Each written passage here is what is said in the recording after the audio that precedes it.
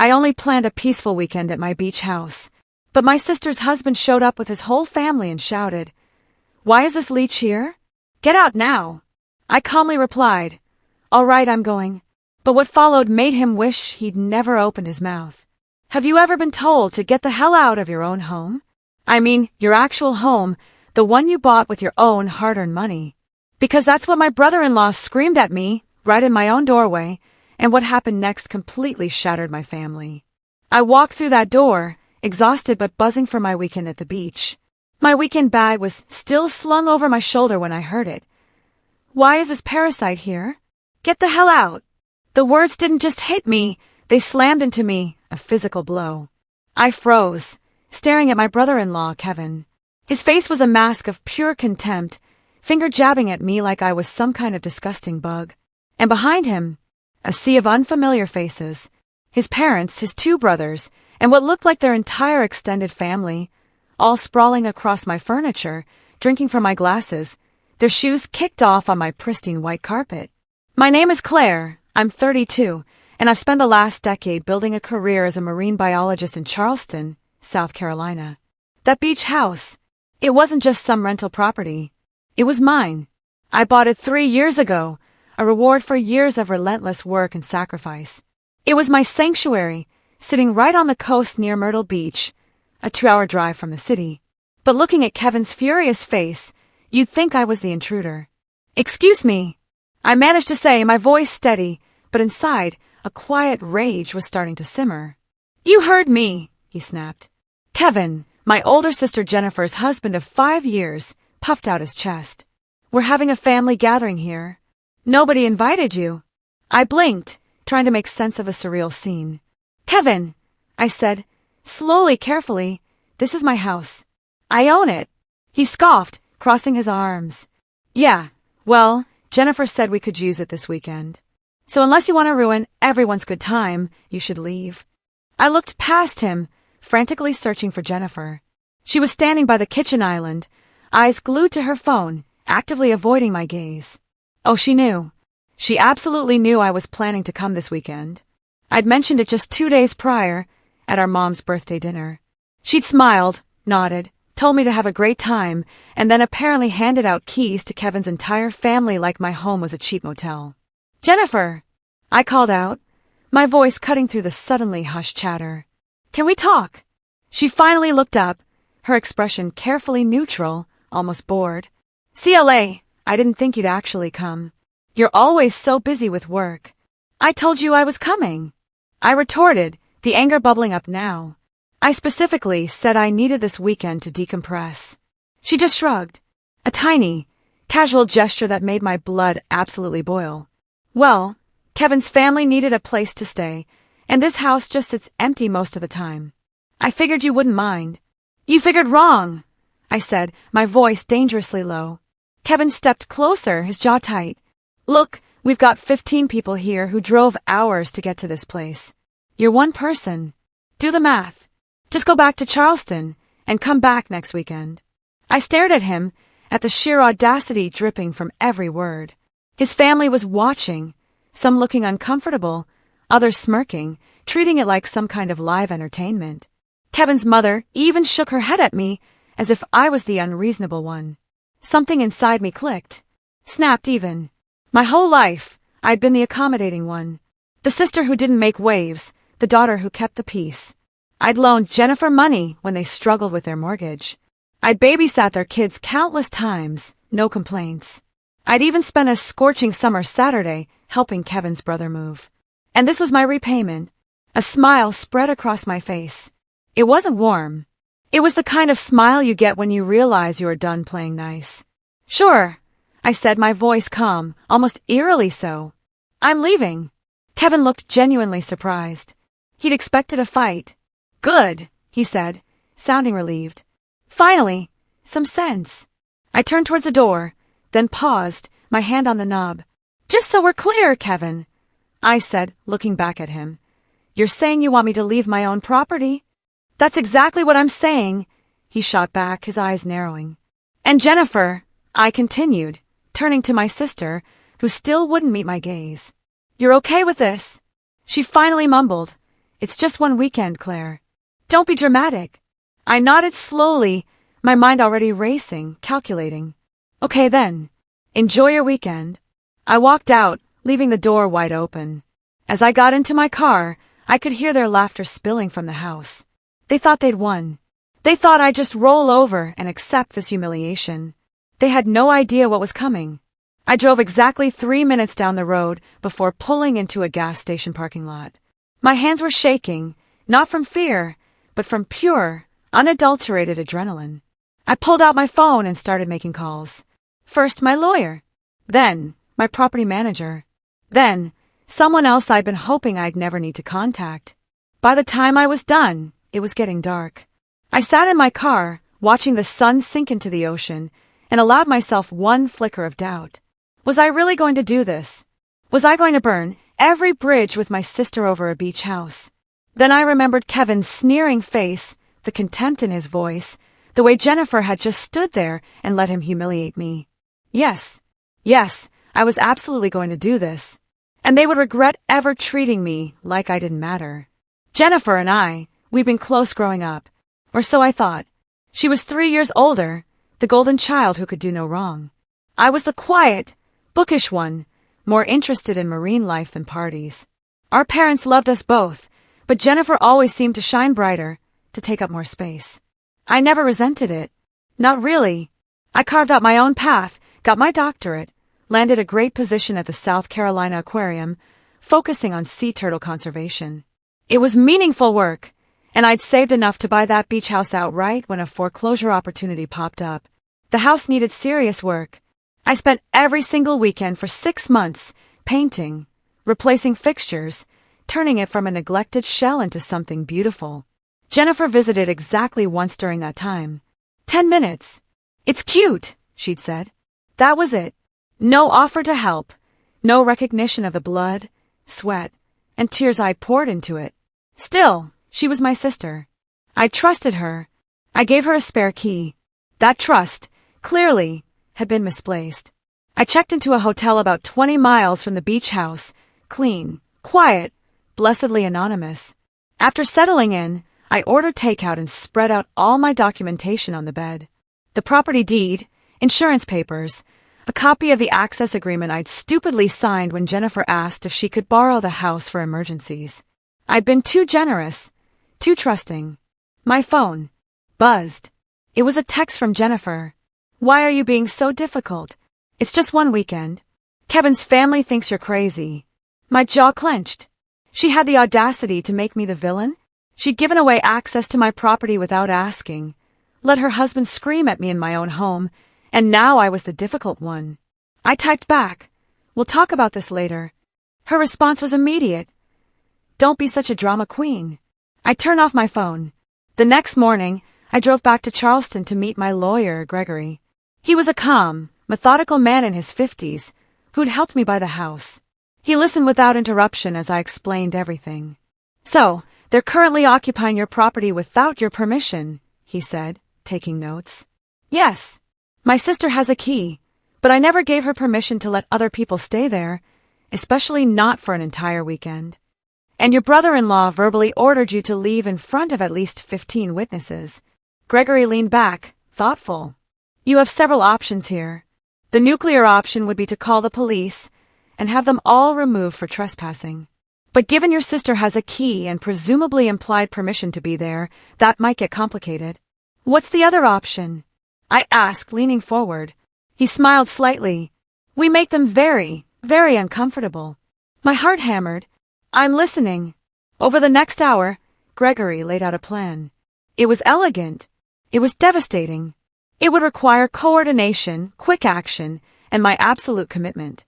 When he finished, he looked at me seriously. "Are you sure you want to do this? Once you start down this path, there's no going back. Your relationship with your sister might be permanently damaged." I thought about Jennifer's face, the way she'd refused to defend me, the way she'd shrugged off my feelings. I thought about Kevin's sneer, his assumption that he could treat me however he wanted because I'd always been too polite to fight back.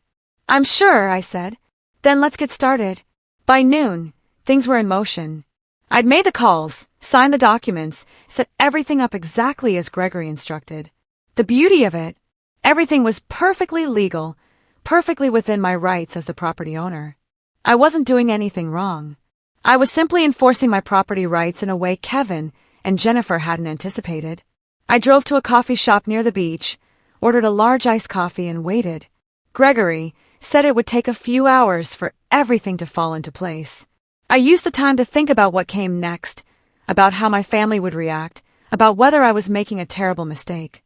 My phone, which I'd turned back on, started buzzing with messages.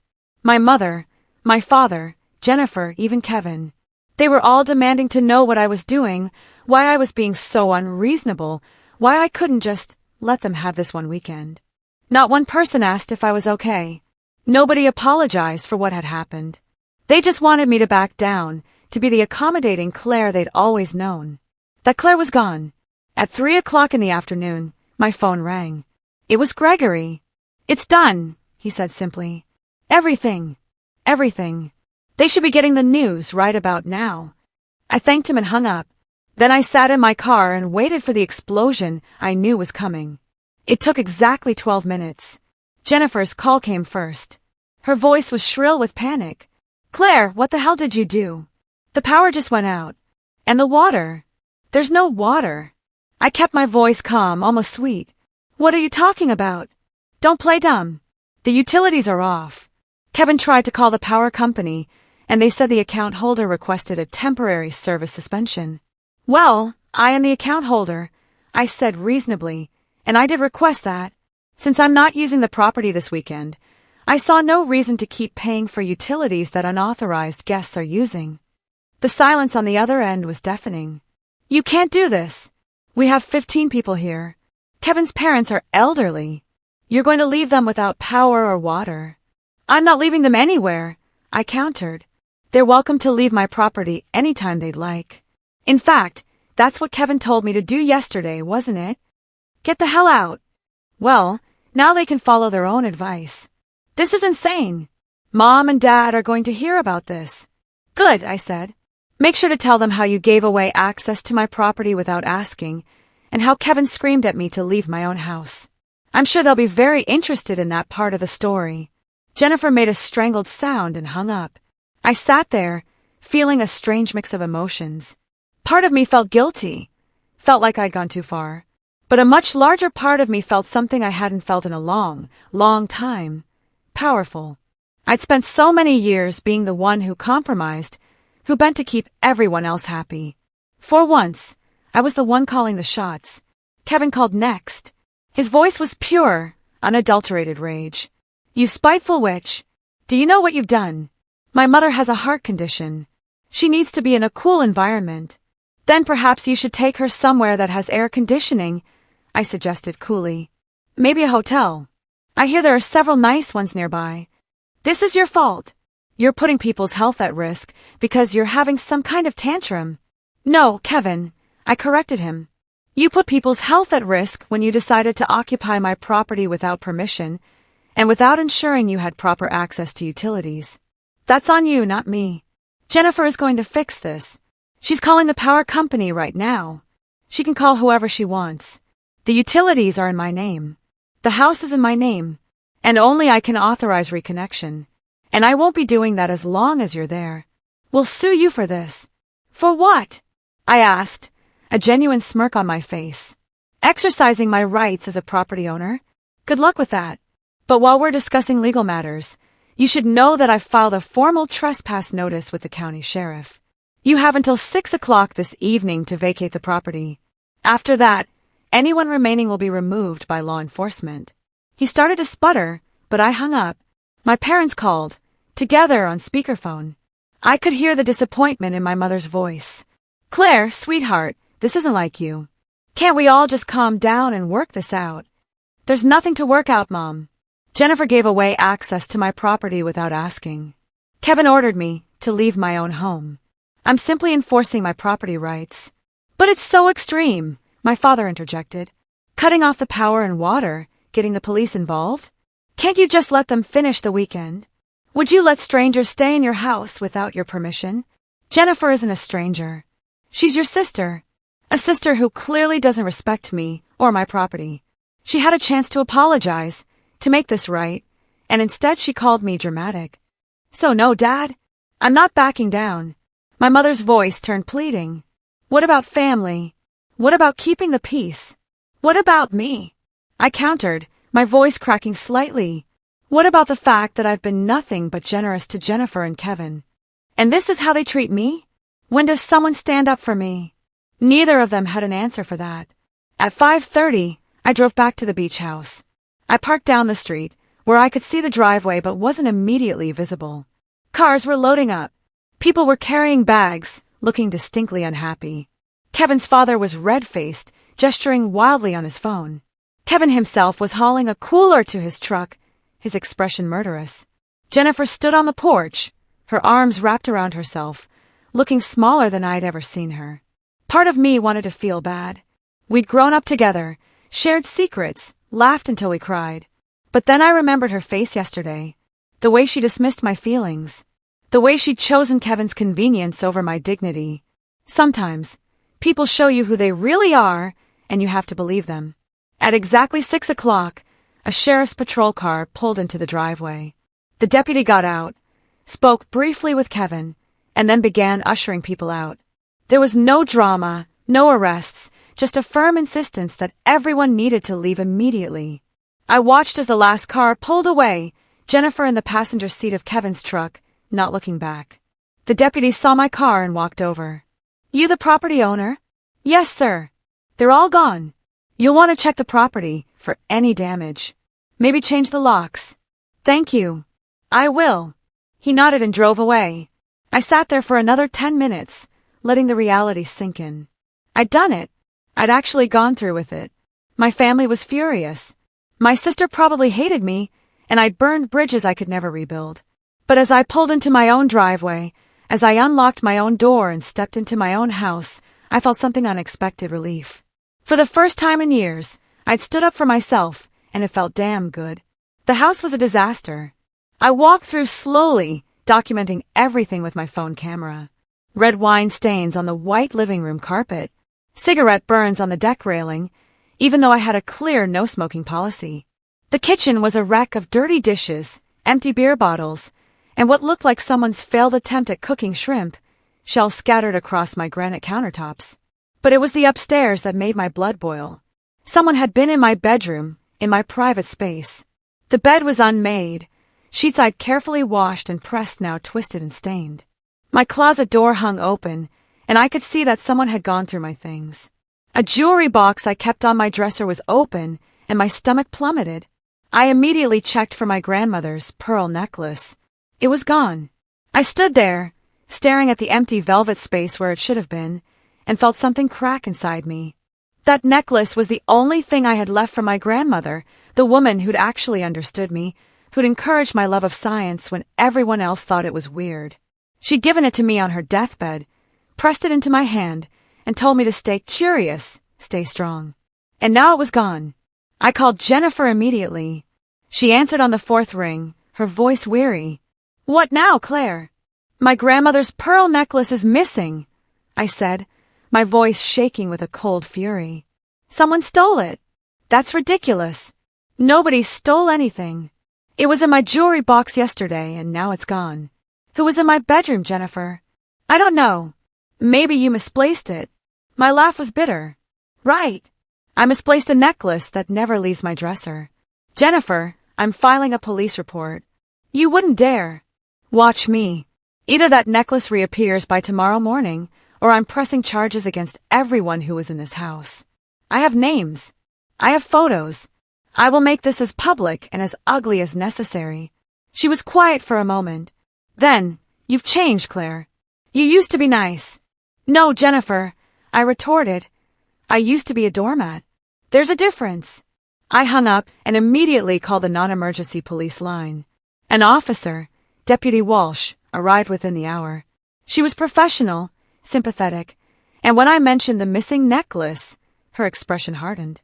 Do you have photos of it? Insurance documentation. I have both, and I have a list of everyone who was in the house. Good. We'll need all of that. I'll be honest with you, though. Proving who specifically took it will be difficult unless someone confesses or we find it in their possession. I understand. After she left, I spent 3 hours cleaning, scrubbing wine stains, washing sheets, disinfecting surfaces. With every swipe of a sponge, my anger grew. This wasn't just about a stolen weekend anymore. This was about disrespect so profound that it felt personal, calculated. My phone buzzed constantly. Jennifer, Kevin, my mother, even Kevin's mother, who had somehow got my number, leaving voicemails about how I'd ruined their family gathering and should be ashamed of myself. I listened to each message once, then deleted them. Around midnight, as I was finally finishing up, my phone rang with an unknown number. I almost didn't answer, but something made me pick up. Claire, it's Melissa. Melissa, Kevin's younger sister. We'd actually gotten along during the few times we'd met, though I hadn't seen her in over a year. Melissa, hi. Look, I heard about what happened this weekend, and I just wanted to say I'm sorry. What Kevin did was completely out of line. I sank onto the couch, suddenly exhausted. Thank you. That means a lot. He's always been like this, you know? Entitled. My parents spoiled him rotten, and Jennifer just enables it. I wasn't at the beach house, thank God, but my mom called me ranting about you. And when I actually got the full story, I was disgusted. Did you know about the necklace? She paused. What necklace? I explained about my grandmother's pearls. Melissa swore softly. Claire, I hate to tell you this, but Kevin's been having money problems. Bad ones. He made some investments that went south, and he's been scrambling to cover losses. Jennifer doesn't even know how bad it is. My stomach dropped. You think he took it? I don't know, but he's desperate enough that I wouldn't put it past him. He's been trying to borrow money from everyone in the family. After we hung up, I sat in the dark, processing this information. Kevin was broke. That explained why Jennifer had been pushing me to lend them money again last month, a request I declined after never being paid back from the previous loan. It explained why they'd been so eager to use my beach house instead of renting their own place. But stealing from me? That was a line I'd never imagined they'd cross. The next morning, I woke up to 17 missed calls and twice as many text messages. Most were from family members demanding I drop the police report, saying I was tearing the family apart, that I needed to forgive and forget. Not one person apologized for what had been done to me. I was drinking coffee on the deck, watching the sunrise over the ocean when a car pulled into the driveway. Jennifer. She got out slowly, looking like she hadn't slept. We need to talk, she called up to me. I didn't move. So talk. She climbed the deck stairs. I could see she'd been crying, her eyes red and puffy, her hair pulled back in a messy ponytail. This was the sister I'd grown up with, the one I'd shared a room with, the one who'd braided my hair and taught me how to apply eyeliner, the one who'd thrown all of that away for her husband's convenience. I'm sorry, she said, the words sounding forced. I should have asked before giving Kevin the keys. I should have stood up for you when he told you to leave. Yes, you should have. But Claire, you've taken this too far. The police.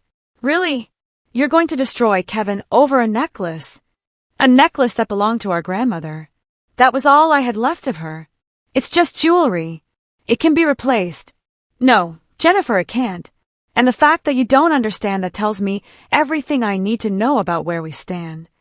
She stepped closer, her expression shifting to something harder.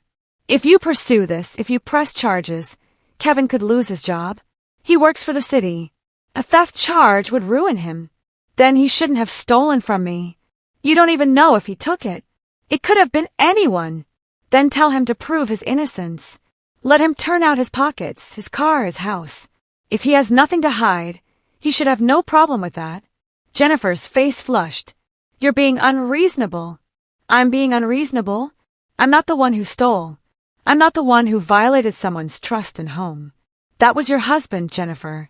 That was you by enabling him. Fine, she spat. Fine. You want to play hardball? Let's play. Mom and Dad are selling their lake house. They were going to leave it to both of us when they died. But guess what? They're changing their will. Everything goes to me now. You're cut out completely. The words should have hurt. A month ago, they would have devastated me. But standing there, looking at my sister's twisted expression, I felt nothing but cold clarity. If that's what they want to do, that's their choice. But Jennifer, understand this. I'm done. I'm done being the backup plan, the reliable one, the one who gets walked all over because I'm too nice to fight back. You made your choice. Now live with it. She stared at me for a long moment, then turned and walked away. I watched her drive off and I didn't cry. I didn't feel sad. I just felt free. 3 days later, I got a call from Deputy Walsh. Miss Claire, we've had a development in your case. Can you come down to the station? I drove there immediately, my heart pounding. Deputy Walsh met me in a small conference room, and she wasn't alone. A detective sat across from her, a middle-aged man with kind eyes and a firm handshake. I'm Detective Barnes. I understand you reported a theft. Yes, my grandmother's pearl necklace. He opened a folder. We received an interesting call yesterday. Anonymous tip saying we should check a pawn shop in North Charleston. We followed up, and we found your necklace. I gasped. You found it. We did. The pawn shop owner provided us with security footage and the name of the person who pawned it. He slid a photograph across the table. It was Kevin. I stared at the image, my brother-in-law's face caught clearly on camera as he handed over my grandmother's necklace for cash. The timestamp showed it was from Saturday evening, just hours after he'd left my beach house. That's him, I said, my voice hollow. That's my brother-in-law. Detective Barnes nodded. We've issued a warrant for his arrest. Grand larceny. Given the necklace's appraised value of $4,000, he'll be picked up within the next 24 hours. For $1,000. I'd had it appraised 2 years ago for insurance purposes, never imagining I'd need that information for something like this. What happens now? Now we build a case. The pawn shop footage is strong evidence.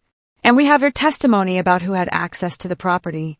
If he doesn't have a solid explanation for how he came to possess your necklace, this will likely go to trial.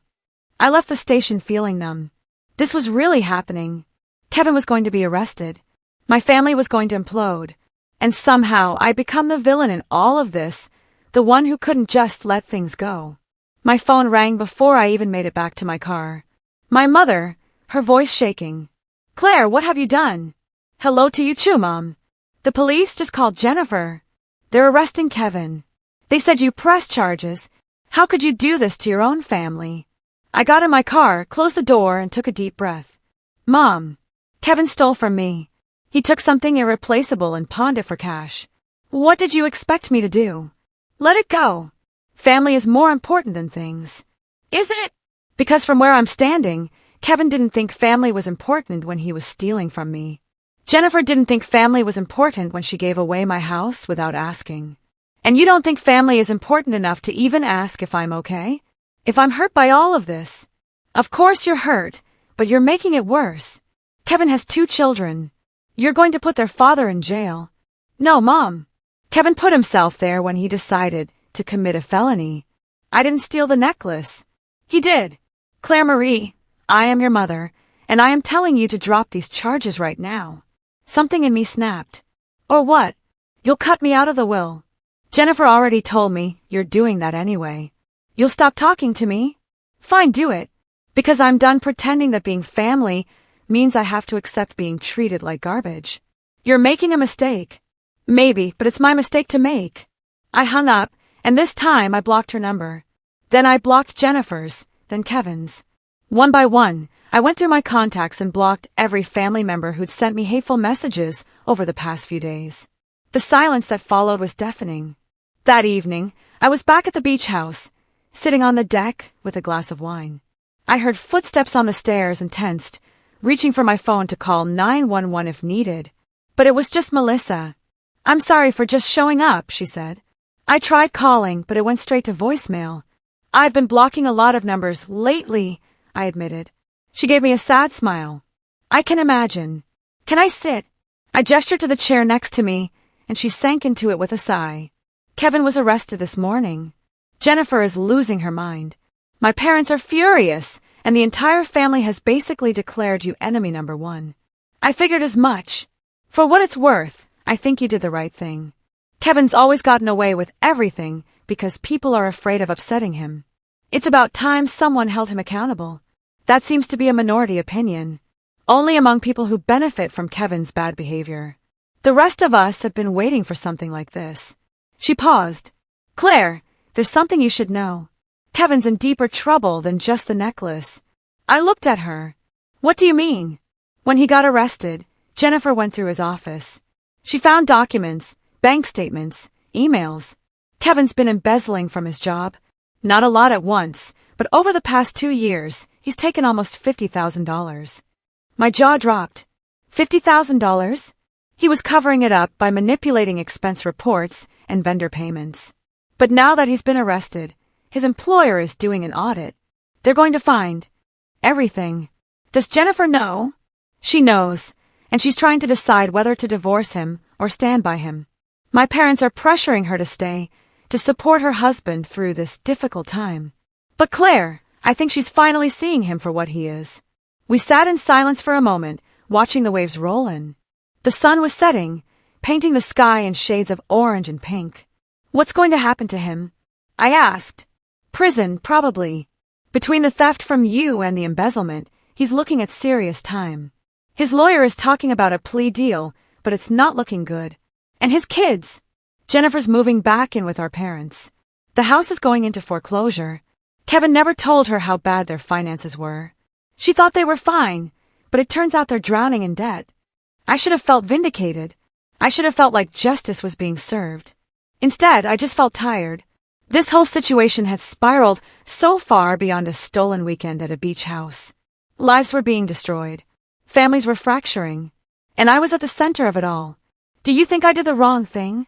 I asked Melissa. She looked at me, her expression serious. No, I think you did the only thing you could do. Kevin needed to face consequences. If it hadn't been you, it would have been someone else eventually.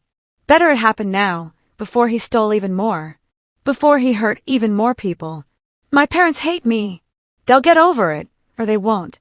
But Claire, you can't set yourself on fire to keep other people warm. You deserve respect. You deserve to be treated like your feelings matter.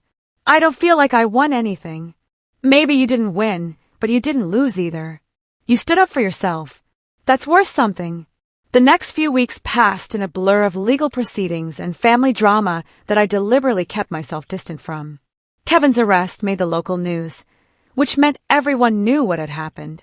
The marine biology community in Charleston is small, and I found myself fielding questions from colleagues and dealing with awkward conversations in the break room.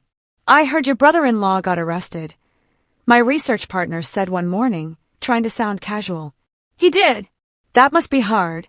It is what it is. I kept my head down and focused on my work. We were in the middle of sea turtle nesting season, which meant long hours monitoring beaches and protecting eggs. The work was exhausting but grounding. There was something clarifying about spending your days focused on preservation and life cycles, on species that had survived for millions of years by adapting to change. I needed to adapt, too. Deputy Walsh called me on a Thursday afternoon with an update. Kevin's lawyer had reached out about the necklace case, wanting to negotiate a plea deal that would involve restitution and probation. The embezzlement case was going to trial, but the theft charge could potentially be settled. What do you think? She asked me. It's up to you. If you want to pursue this criminally, we have a strong case. But if you'd accept restitution and a formal admission of guilt, that's an option too. I thought about it. Did I want to see Kevin go to prison for stealing from me, on top of whatever he'd face for the embezzlement? Did I want that level of revenge? What would restitution look like? He'd have to pay you the full appraised value of the necklace, plus damages for the other property damage at your beach house, and he'd have to plead guilty in court, which would go on his record. Let me think about it. That evening, I got an unexpected visitor. Jennifer showed up at my apartment in Charleston, looking hollow. She'd lost weight, her cheekbones sharp beneath her eyes, and she seemed to have aged 5 years in the past month. Can I come in? She asked. I almost said no, but something about her expression, the defeat in her posture, made me step aside. She walked into my living room, sat on my couch, and immediately started crying. Not delicate tears, but the kind of sobbing that comes from somewhere deep and broken. I stood there awkwardly, not sure what to do. Finally, I sat down beside her and waited. I'm sorry, she gasped out between sobs. I'm so sorry, Claire. You were right about everything. About Kevin, about me, about all of it. Jennifer, I started, but she cut me off. Oh, let me say this. I was a terrible sister. I chose Kevin over you repeatedly, and I convinced myself it was okay because he was my husband and you were always so strong, so capable. I thought you didn't need me the way he did. I did need you, I said softly. I needed you to have my back. I know that now. She wiped her eyes. Kevin's lawyer showed me everything. The embezzlement, the gambling debts, the lies. He's been lying to me for 2 years. We're losing the house. My credit is destroyed. His parents are furious at me for considering divorce. And Mom and Dad are acting like I'm the one who did something wrong by being upset. I didn't say anything. What was there to say? The necklace, she continued. He told me he found it at a pawn shop, that he was going to surprise you by buying it back. I actually believed him. I defended him to you. And the whole time, he was the one who took it. I know. I don't expect you to forgive me. I don't even know if I deserve forgiveness, but I needed to tell you that I see it now. I see what I did, what I enabled, and I'm sorry. We sat there in silence for a long time. Finally, I spoke. I forgive you. She looked at me, startled. What? I forgive you. Not because what you did was okay, and not because we can just go back to how things were, but because holding on to anger is exhausting, and I'm tired. You're my sister. I love you. But loving you doesn't mean I have to accept being treated badly. Fresh tears rolled down her cheeks. What do we do now? Now you figure out your life. You decide if you're staying with Kevin or leaving him. You rebuild. And I do the same. Can I call you sometimes? I thought about it carefully. Yes, but Jennifer, things are different now. I'm not going to be your backup bank account, or your free babysitter, or the person you only remember exists when you need something. If we're going to have a relationship, it has to be equal. I understand. And I'll do better. I promise. After she left, I called Deputy Walsh and told her I'd accept the plea deal for the necklace case.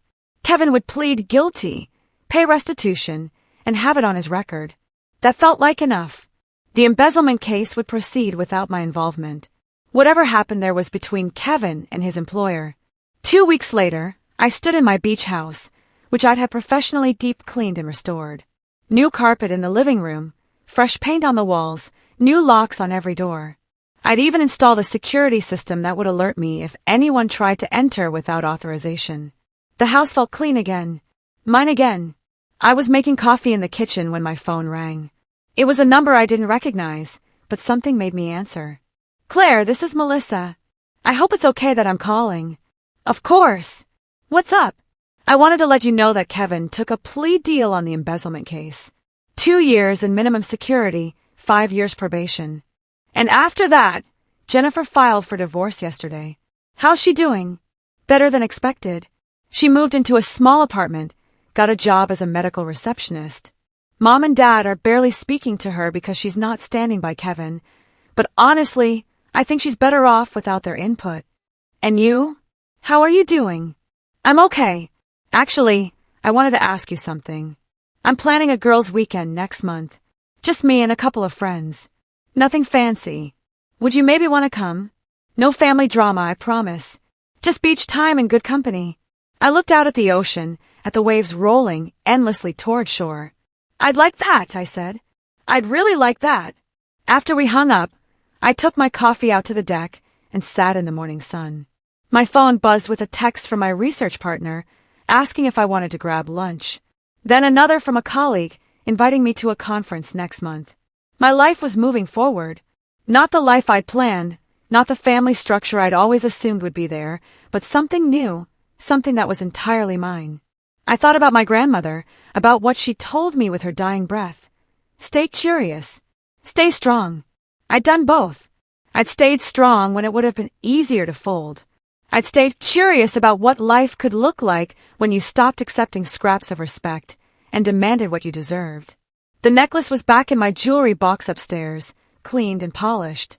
But I'd learned something over these past weeks. I didn't need it to remember my grandmother's lessons. They were already part of me, woven into every decision I'd made, every boundary I'd enforced. I'd lost a family that never truly valued me, but I'd found something more important, myself.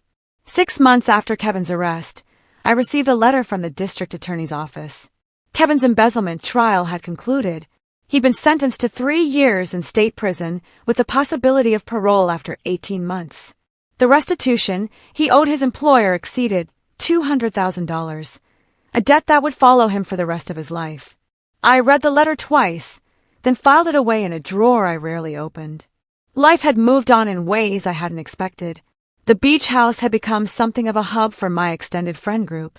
I'd hosted Melissa's birthday party there, several research team retreats, and even a small wedding for one of my colleagues. The property my parents had seen as something to exploit had become a symbol of the life I'd built, one based on genuine connections rather than obligatory family ties. Jennifer had thrived in ways that surprised both of us. She'd been promoted twice at the hospital, moved into a better apartment, and started dating a kind man who worked as a physical therapist. Her kids were happy, well-adjusted, and on the rare occasions I saw them, they called me Aunt Claire with genuine affection. Kevin had been released on parole after serving 16 months. I'd heard through Melissa that he was working at a warehouse, living in a halfway house, and sending Jennifer his meager child support payments on time. He'd written me a letter apologizing again, which I'd read once and then filed away. I didn't hate him anymore. I just didn't think about him at all. My parents had tried reaching out several times through relatives, always with the same message. I was being stubborn. I needed to forgive and move on. Couldn't I see I was tearing the family apart? Each time, I sent back the same response through whoever had contacted me. I'd moved on just fine. And if the family was falling apart, perhaps they should examine why that was. The lake house they'd threatened to cut me out of? They'd sold it 6 months ago to cover debts I'd never known they had. Apparently, they'd been living beyond their means for years, keeping up appearances while secretly drowning. Without my financial safety net, the emergency loans I'd always provided, the gifts I'd given, they'd finally hit bottom. I felt no satisfaction in their struggles, just a quiet acknowledgement that everyone's choices had consequences, including mine. It was a Tuesday afternoon in October when everything came full circle. I was at the aquarium, giving a presentation to a group of marine biology students, when my phone buzzed with a call from an unknown number. I ignored it, focusing on explaining sea turtle migration patterns. The call came again during my lunch break. "Hello, Claire. This is Attorney Hoffman. I represent Kevin in his criminal cases." I almost hung up. Why would I want to speak to him? He says he has information you need to hear about the weekend at your beach house. He says there's more to the story than what came out in court. There's nothing he could tell me that I need to know. He specifically mentioned your parents and Jennifer. He says they were more involved than you realize. That gave me pause. Involved in what? He wouldn't tell me details. He insists on speaking to you directly. You're under no obligation, of course, but I promised I'd pass along his request. I thought about it for a long moment. If I agree to this, it's by phone only. I'm not visiting him in prison. Understood. I can arrange a monitored call through the facility. When would work for you? We scheduled it for the following week. The call came through on Friday evening. I was at the beach house, sitting on the deck with a glass of wine, watching the sunset. The prison operator connected us, and then Kevin's voice came through, hollow and tired. "Claire, thank you for taking my call. I'm here. Talk." He was quiet for a moment. "I need you to understand something. What I did was wrong. Stealing from you, lying to Jennifer, the embezzlement, all of it was wrong. And I'm not making excuses, but that weekend at your beach house, that wasn't just my idea." "What are you talking about?" "Your parents planned it. Mom knew you were coming down that weekend. She specifically told Jennifer to give me the keys and invite my family. Told her to make sure I'd confront you." My blood ran cold. "You're lying." "I'm not. Your mother has hated that you have money, that you have this house, that you succeeded without their help. She thought if I humiliated you enough, you'd sell the beach house and split the money with Jennifer. She told me exactly what to say, how to push her buttons. The whole thing was staged." "That's insane." "Is it?" "Think about it, Claire. Why would Jennifer just hand over keys to your house without asking? Why was my entire family ready to go that specific weekend? Your mother set it up because she wanted you to feel small, to remember your place in the family hierarchy." I stood up, pacing the deck. "Even if that's true, you still stole from me. You still took my grandmother's necklace." "I did. And that part was all me." I admit it. I was desperate for money. But I want you to know the truth about how we ended up there in the first place. Your parents used me as a weapon against you, and I was stupid enough to go along with it. Why are you telling me this now? Because I've had a lot of time to think in here about the person I was, the choices I made. And because I think you deserve to know that the people you're trying to rebuild relationships with were the ones who orchestrated the whole thing. After the call ended, I sat in the darkness, my wine untouched, processing what I'd heard. If Kevin was telling the truth, and his lawyer's presence on the call suggested he was being honest, then my parents hadn't just failed to defend me. They'd actively set me up to be humiliated. I pulled out my phone and scrolled to my mother's contact. I'd unblocked her number months ago, but hadn't used it. Now I press call. My mother answered on the third ring, her voice cautious. Claire, is that you? It's me. We need to talk. Oh, sweetheart. I'm so glad you called. Your father and I have been wanting to reach out, but we weren't sure if you were ready. Were you involved in planning the beach house incident? Silence. What? I don't know what you're talking about. Kevin called me today. He told me you and Dad orchestrated that entire weekend, that you specifically told Jennifer to give him the keys, to make sure I'd show up and be confronted. Is that true? More silence. Then, Kevin is a criminal and a liar. You can't believe anything he says. Answer the question, Mom. Did you plan it? I may have suggested to Jennifer that the house was sitting empty and Kevin's family needed a place to stay. I didn't think you'd actually show up that weekend. You knew I was coming. Jennifer told you at your birthday dinner. Well, I thought you'd be reasonable about it. I thought you'd understand that family needed the space more than you did. I laughed. A sound without humor. You set me up. You wanted Kevin to embarrass me, to make me feel small enough that I'd do whatever you asked. That's not... Claire, you have to understand. We were worried about you. You've been so distant, so focused on your career. We thought maybe if you saw how much family meant, how much Jennifer and her family needed support, you thought you'd manipulate me into giving up my property. That's what this was about. It's just a beach house, Claire. Jennifer has children. She has actual needs. You're single. You don't have kids. You don't need what? Respect. Boundaries.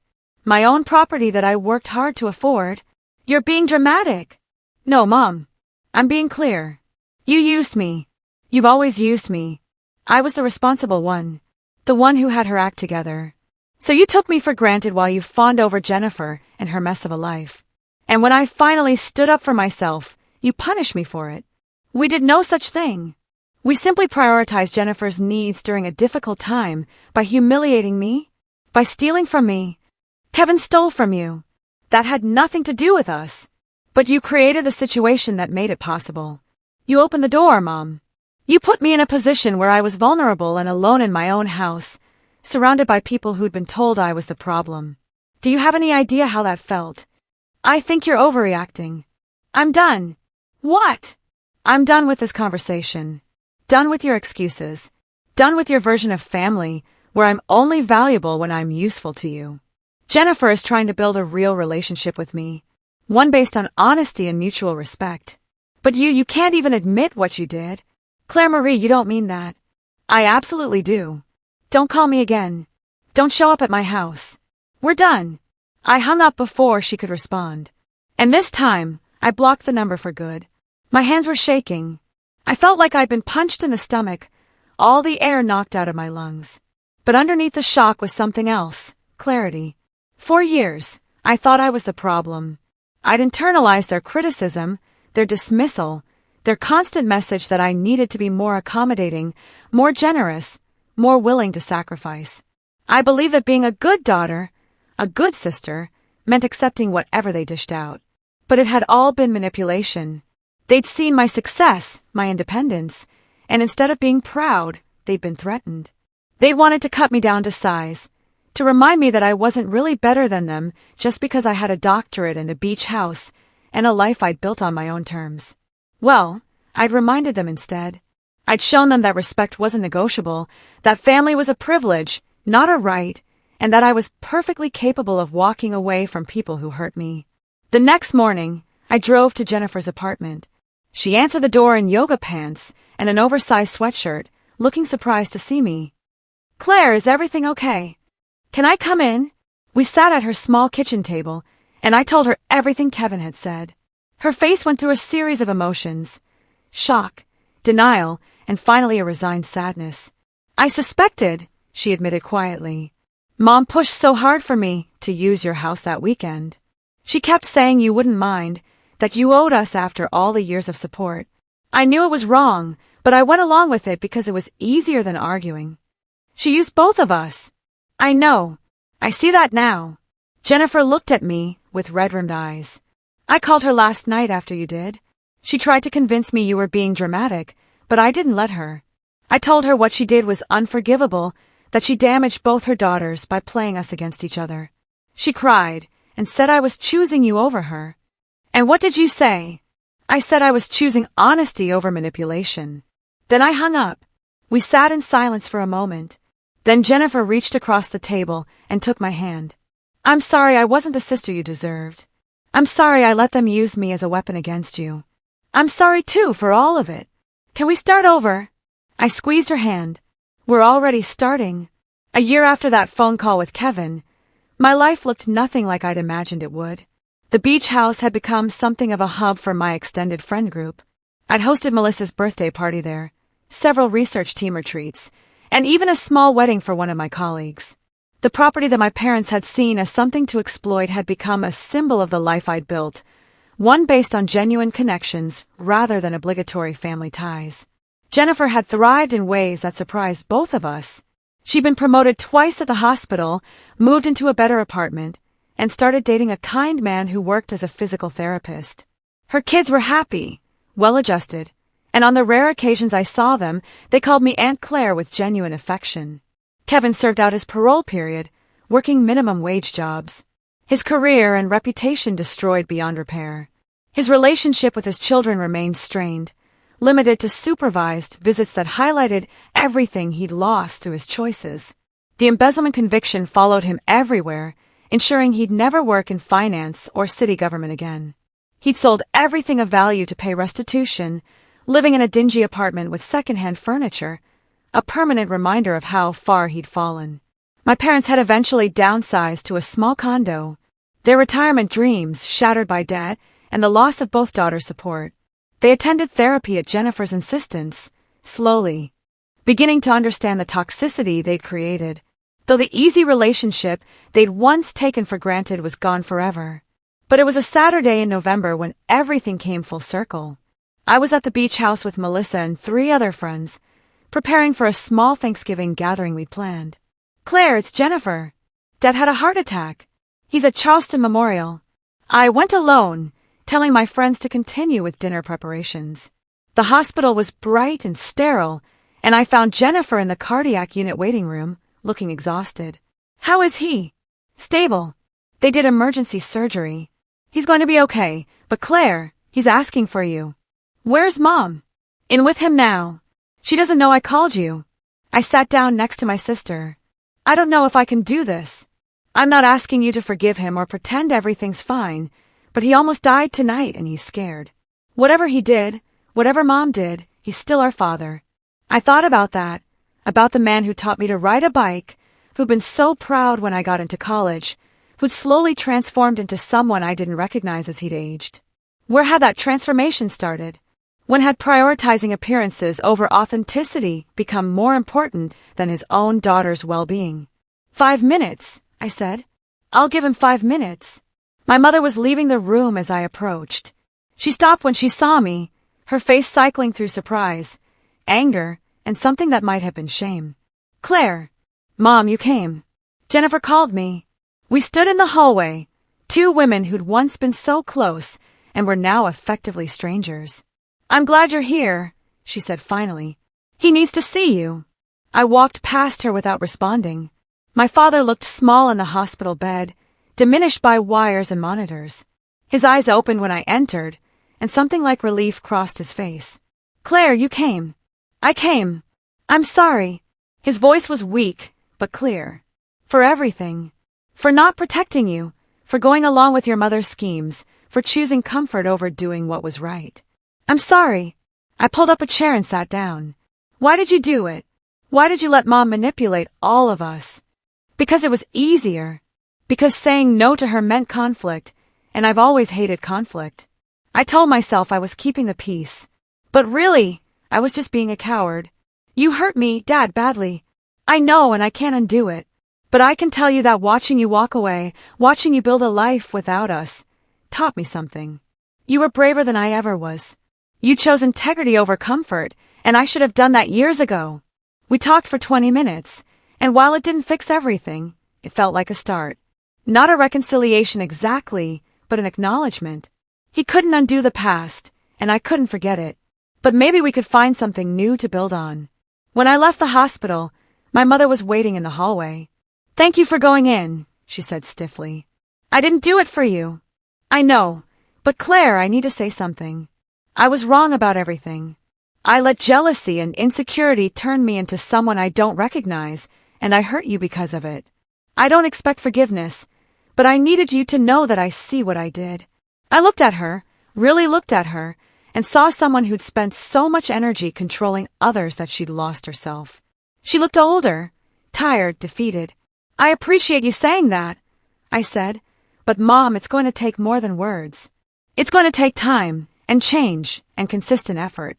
If you're willing to do that, then maybe someday we can figure out what our relationship looks like. But it won't ever be what it was. I understand." I drove back to the beach house, where my friends were waiting with warm food and warmer smiles. They asked if I was okay, and I realized I was. Not perfect, not completely healed, but okay. That night, after everyone had gone to bed, I sat on the deck alone and thought about the journey that had started with me being screamed at in my own home. I'd lost a lot. The family I'd thought I had, the naive belief that blood always meant loyalty, the comfort of not making waves. But I'd gained more. Self-respect, genuine friendships, a sister who was finally becoming someone I could trust, and most importantly, I'd gained the knowledge that I could stand up for myself and survive. Thrive, even. Looking back at that moment when Kevin had screamed at me to leave my own home, I could see it for what it really was. Not an ending, but a beginning. The beginning of a life where I finally put myself first. So after hearing all of this, I have to ask, what would you have done in my place? Have you ever had to choose between your peace and your family? Let me know in the comments below. I'm really curious to hear your thoughts.